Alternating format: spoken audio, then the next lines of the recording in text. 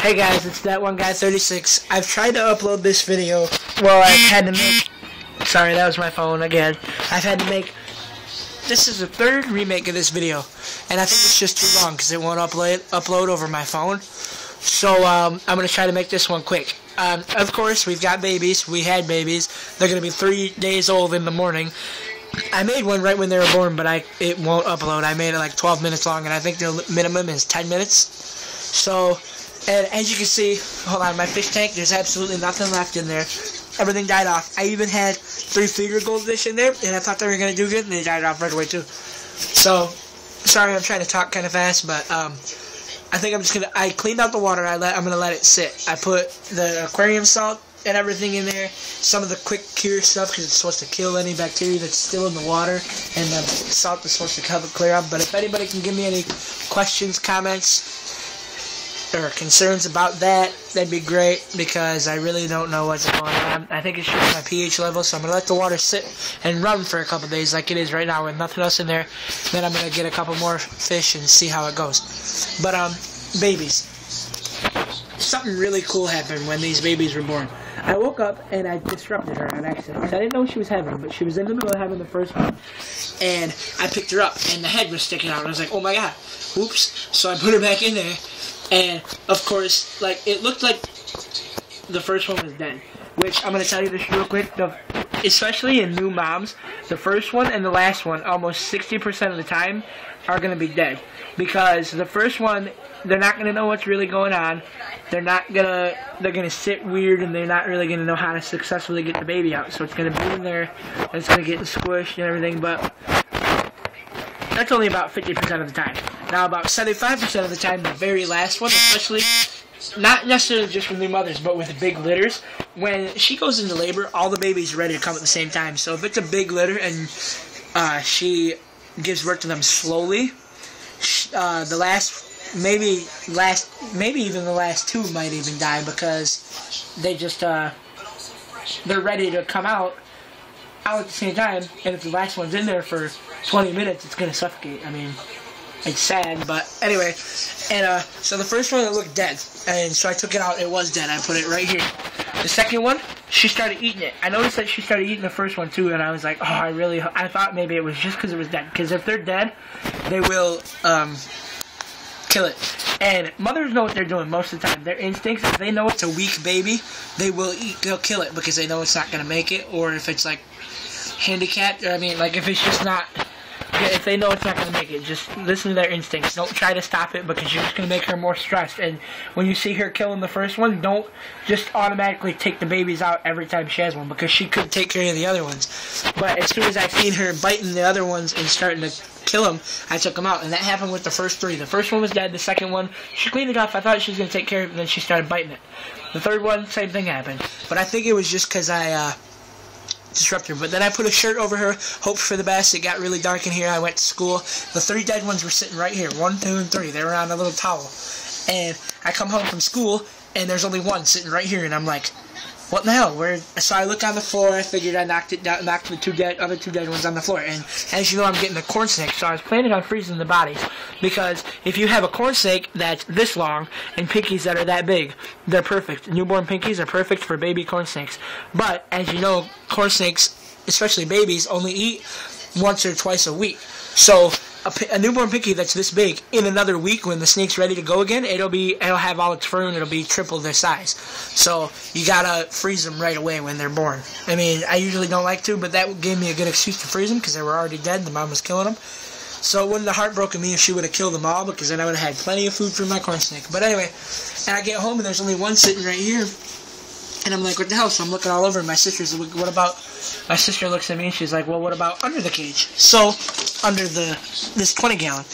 And I'm like, alright, well, I figured it'd be worth a shot looking under there. And so I lift up the thing, and I put a flashlight under there, and they were way in the back, past that lighter. I don't know why there's a lighter under there, but way past there. So I knew it wasn't something just on accident pushed them under there. I felt really bad, because at that point I knew that the 2 that were alive, but she started killing them. I cleaned them off, they bled out, and I thought for sure they were dead. And that meant that they weren't really dead, but now I mean, a newborn Pinky crawling all the way back there. There's no heat pad under here or anything. It's cold. And it is cold in my room. That's why I have heat pads under all my mics. Because I have a fan in my window all times. Because it gets hot in my room and I like it cold when I sleep. And just not getting into all that. But, so, and not having a drink from its mother all day, it's definitely going to be dead. So I tell my sister, get them out from under there. And she's like, oh my god, they're moving. She's 6 years old. So she's like, they're alive. Freaking out. And I'm like, no, they can't be. So I pick them up, and sure as hell, they're squirming around, and they crawled under there, and they sat there all day. From 7 o'clock in the morning till 4 o'clock in the afternoon was about when I found them. They had not had 1 ounce of warmth, 1 ounce of milk from the mother, and I have no idea how they made it, but... So I put them back in by the mom, and she successfully gave birth to 7 of them. 7 live ones, 3 dead ones. That's 10 altogether. Well, 3 what I thought were dead. But, okay, so then the 7 that were in here, I put the 2 back, so that made 9.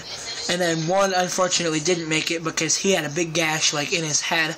I didn't think he was going to make it, but now 1, if I can find him, if the mom will get off of him ever so kindly, I'll show you these babies a little bit. And I have touched them a couple times, just because I didn't plan on it, but they had complications and stuff when they were born, so I gotta make sure they're all still kicking and everything. And this mom isn't a very protective mom, but she's a really good mom. She's been feeding them nonstop for like the past 3 days. And I'll show you what a milk spot is, but these are little babies, all 8 of them. There's 8 of them now. And let me see which one. They're, like I said, tomorrow morning they'll be 3 days old. So anytime around then, they should start getting their pigmentation. It looks like they're going to be kind of dark. They're starting to get darker pink. And I'll show you what a milk spot is real quick. He doesn't really have one. Oh, this guy's got a good one. Hold on. A milk spot is when you can tell your Pinkies have been eating good because they will have that white around their tummy area. And that's actually the milk that you can see through their skin, you know. And it's pretty cool. It's kind of grosses me out a little bit, but I mean, it's how you can tell your Pinkies are eating. And if these guys flip over a little bit, you can see it on all of them. But I'm going to try to find the miracle. This is my miracle mouse. If he makes it. Hold on. There's 8 here, right? Yeah. He's around here somewhere. Hold on.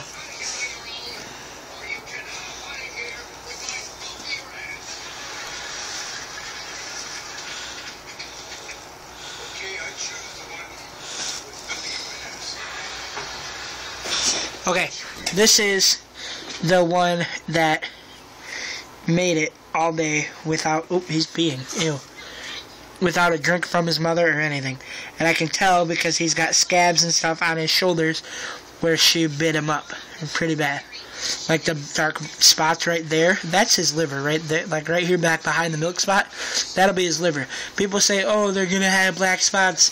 No, it doesn't get that dark. You'll see what I'm talking about. I'll make a video of it. Like if any of these guys are gonna be spotted, I'll make another video tomorrow or something. But yeah, that's him. That's the one that made it. Of course, you can see he's got a good milk spot going.